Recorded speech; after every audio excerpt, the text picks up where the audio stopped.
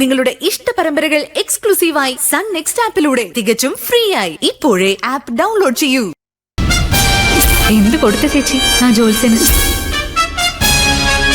അങ്ങനെ പ്രേമേച്ചിയുടെ കല്യാണം മുടക്ക് നാടകം നല്ല ക്ലീൻ ആയിട്ട് തന്നെ ഞാൻ അങ്ങ് പൊളിച്ചു കൊടുത്തു. എന്നാലും അവരെ സമ്മതിക്കണം. പറയാനുള്ളത് നേരിട്ടങ്ങ് പറഞ്ഞാ പോരെ, എന്തിനാ ഈ വളഞ്ഞ വഴിയൊക്കെ? എന്റെ പാർവതി, അവർക്ക് സമ്മതമല്ല എന്നുള്ള കാര്യം എത്രയോ തവണ ഒളിഞ്ഞും തെളിഞ്ഞും അവർ പറഞ്ഞിട്ടുണ്ട്. എന്നിട്ടും ദേവികമോളെ മാത്രമേ കെട്ടുവോളെന്നും പറഞ്ഞ് സിദ്ധു അല്ലേ ഒറ്റക്കാലം നിൽക്കുന്നേ. സിദ്ധുവിന്റെ ഇഷ്ടം അതാണെങ്കിൽ അത് തന്നെ നടക്കട്ടെ എന്ന് അച്ഛനും തീരുമാനിക്കുന്നു. അളിയനും സമ്മതം.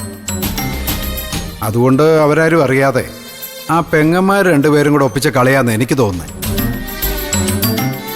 അതെ, അത് തന്നെ ആയിരിക്കുള്ളൂ. അല്ല, എന്നിട്ട് മോൾ എന്ത് തീരുമാനിച്ചു? ഞാനെന്താ തീരുമാനിക്കാൻ?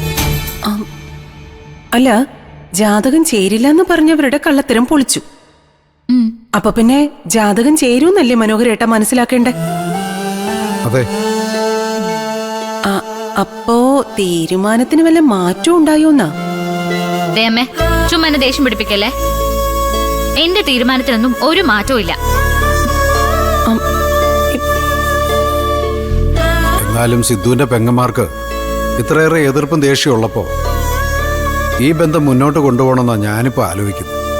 അതെ, ഇനി ദേവികമോളെ സമ്മതിച്ച് ഈ കല്യാണം നടന്നാലും അവക്കവിടെ ഒരു സമാധാനവും കിട്ടില്ല. ഇന്നത്തെ ഈ സംഭവത്തോടെ അവർക്ക് മോളോടുള്ള ദേഷ്യം കൂടിയിട്ടല്ലേ ഉള്ളൂ. എന്തായാലും വരട്ടെ, നമുക്ക് നോക്കാം. എന്തായാലും ധൃതി പിടിച്ചൊരു തീരുമാനം എടുക്കണ്ട.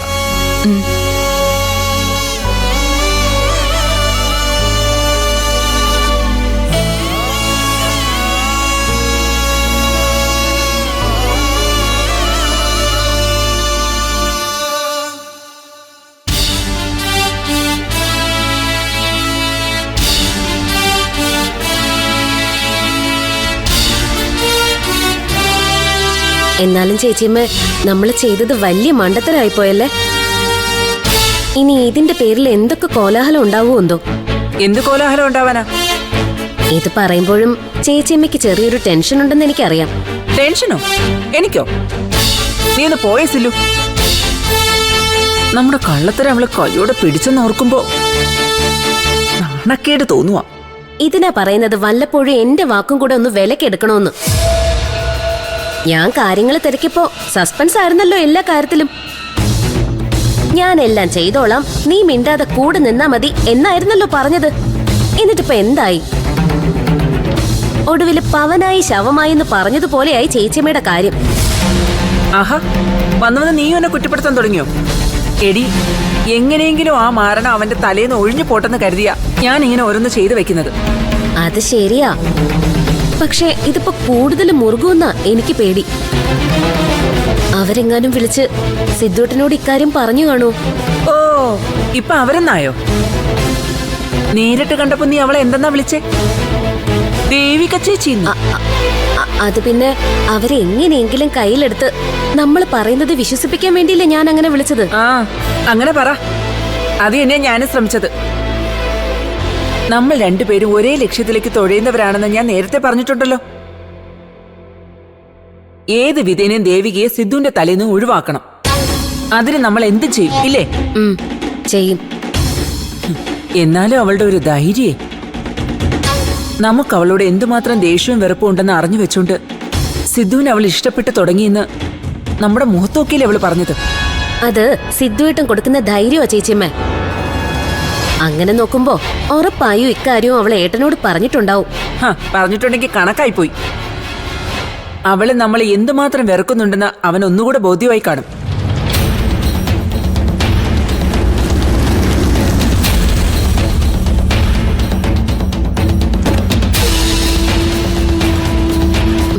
സിദ്ധുവേട്ടൻ വന്നു കേട്ടോ.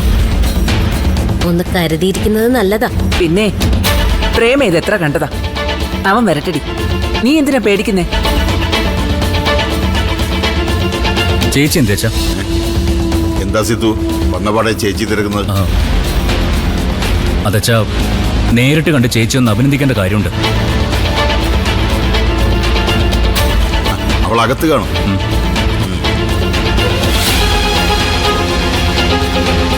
ചേച്ചിയമ്മേ, ചേച്ചിയമ്മേ, ആ, കൺഗ്രാറ്റുലേഷൻസ്. എന്തിന്? അതിന് ഞാൻ പ്രീ ഡിഗ്രി ഒന്നും പാസ്സായില്ലല്ലോ. ഇപ്പോഴും പ്രീ ഡിഗ്രി ഫെയില് തന്നെയാ. എന്നാലെന്താ, തലയ്ക്കകത്ത് ഒരു കുരുട്ടുബുദ്ധിയുടെ യൂണിവേഴ്സിറ്റി തന്നെ പ്രവർത്തിച്ചോണ്ടിരിക്കുവല്ലേ. എടി, നിനക്ക് നാണമില്ലേ സില്ലു? ഒന്നുമില്ലെങ്കിലും എനിക്കിട്ടൊരു പാര വെക്കുമ്പോ നിനക്ക് കുറച്ച് ഹൈടെക്കായിട്ട് ചിന്തിച്ചൂടായിരുന്നു. എന്ത് പാര വെച്ചെന്നാ സിദ്ധോട്ടം പറയുന്നേ? അയ്യോടാ, സില്ലുമോളും ചേച്ചിയും കൂടിയേ എന്റെ മുമ്പിൽ നാടകം കളിക്കല്ലേ. എന്റെ കള്ളജാതകം ഉണ്ടാക്കി അതും കൊണ്ടുപോയി ദേവികയെ വരട്ടാൻ ശ്രമിച്ചതൊക്കെ ഞാൻ അറിഞ്ഞു. എന്തിനാ ചേച്ചിയമ്മ ഇങ്ങനെ നാണം കെടുന്നത്? എന്നോടുള്ള സ്നേഹം കൊണ്ടാണോ? ആണെങ്കിൽ ഈ കാണിച്ചതേ ഭയങ്കര മണ്ടത്തരമായിപ്പോയി. എന്ത് മണ്ടത്തരം? ദേവികയുടെ മുമ്പില് ചേച്ചിയമ്മ ചെറുതായില്ലേ? അങ്ങനെ ചേച്ചിയമ്മ ചെറുതാവുമ്പോ ശരിക്കും ചെറുതാവുന്നത് ആരാ? ഈ ഞാനല്ലേ? എന്നോട് ഇഷ്ടമുണ്ടെങ്കിൽ ഇങ്ങനെയൊക്കെയാണോ ചേച്ചിയമ്മ ചെയ്യേണ്ടത്? ചെയ്തത് ചെയ്തു, ഇനി ചെയ്യരുത്. ഇത്തരം മണ്ടത്തരത്തിന് കൂട്ടുനിന്നാലുണ്ടല്ലോ ഇനിയും സില്ലു എൻ്റെ മേടിക്കും. നേരത്തെ കിട്ടിയതുപോലൊന്നും ആയിരിക്കില്ല. പറഞ്ഞില്ലെന്ന് വേണ്ട.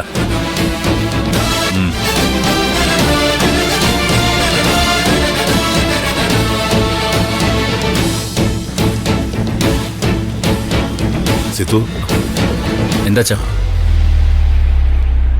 ചേച്ചിയെ വാദിച്ചു തോൽപ്പിച്ചതിന്റെ സന്തോഷമായിരിക്കുമല്ലേ? അച്ഛാ, ഞാൻ നിനക്കെന്തെങ്കിലും സംഭവിക്കുമോ എന്ന ആദി കൊണ്ട്, നിന്നോടുള്ള അമിതമായ സ്നേഹം കൊണ്ട് ഒരു പെൺകുട്ടിയുടെ മുന്നിൽ പോയി തലകുനിച്ച് നിന്നവളാ പ്രേമ. അച്ഛാ, അത് നീ പ്രേമയോട് പറയുന്നത് മുഴുവൻ ഞാൻ കേട്ടു. പ്രേമ കാണിച്ചു തൊട്ടും ശരിയല്ല എന്നത് സത്യമാ. അങ്ങനെ എന്തെങ്കിലും ചെയ്താൽ അടിച്ചവളുടെ കരണം പുകയ്ക്കുമെന്ന് നേരത്തെ ഞാൻ വാണിംഗ് കൊടുത്തിരുന്നതാ.